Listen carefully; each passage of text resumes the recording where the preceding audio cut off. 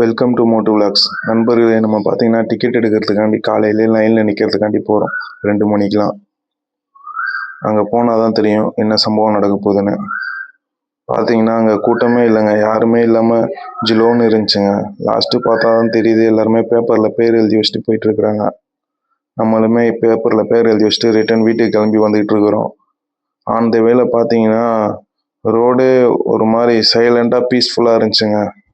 Traffic இல்லாமல் அமைதியாக இருந்துச்சு. வீட்டுக்குமே வந்தாச்சு, நம்மளுமே அப்படியே பீஸ்ஃபுல்லாக கிளம்பி சேஃபாக வந்து சேர்ந்துட்டோம். காலையில் பார்த்தீங்கன்னா முடி வெட்ட தான் போனோம். பிளாக் லுக்கு தெரிஞ்சிருக்கும் எல்லாருக்குமே.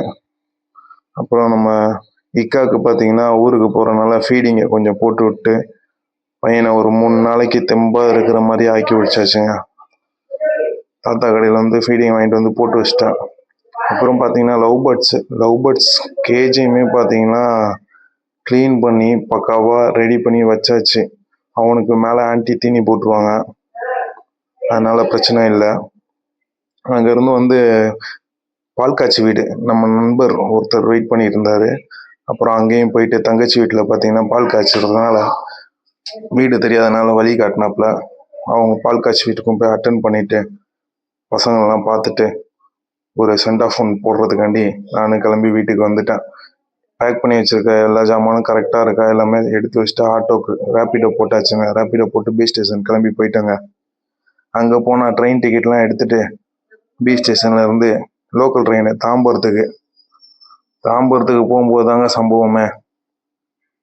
அங்கே போனால் தான் தெரியுது, பிளாட்ஃபார்மு 9ஆம் நம்பர் பிளாட்ஃபார்மு 1லேருந்து இறங்கி சுற்றி இது பண்ணிவிட்டு அம்மாவையும் தம்பியும் ஏசி கோச்சில் ஏற்றி விட்டுட்டு நானுமே ஸ்லீப்பர் கோச்சுக்கு மாறி வந்துட்டேன். ட்ரெயினுமே கிளம்பிருச்சு பார்த்தீங்கன்னா. அப்புறம் நைட்டு இந்த இடத்துல தாங்க படுத்திருந்தேன்.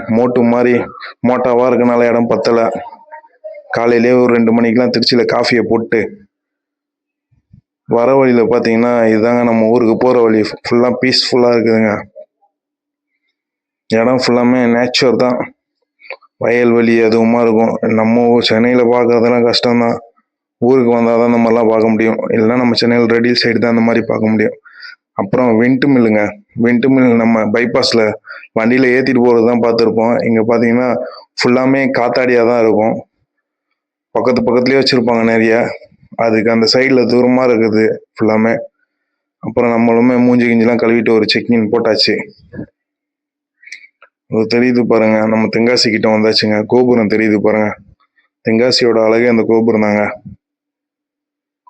ட்ரெயினில் இருந்து இறங்கி தென்காசிலேயே அப்படியே எங்கள் அம்மாவை கூப்பிட்டுன்னு லக்கேஜ்லாம் எடுத்துன்னு கிளம்பிட்டேங்க. எங்கள் மாமா வந்து பார்த்தீங்களா நம்மளை கூட்டின்னு போகிறதுக்கு வந்து வெயிட் பண்ணிட்டு இருந்தாங்க. அவங்க கூட ஏறி வீட்டுக்கு வந்து சேர்ந்தாச்சுங்க.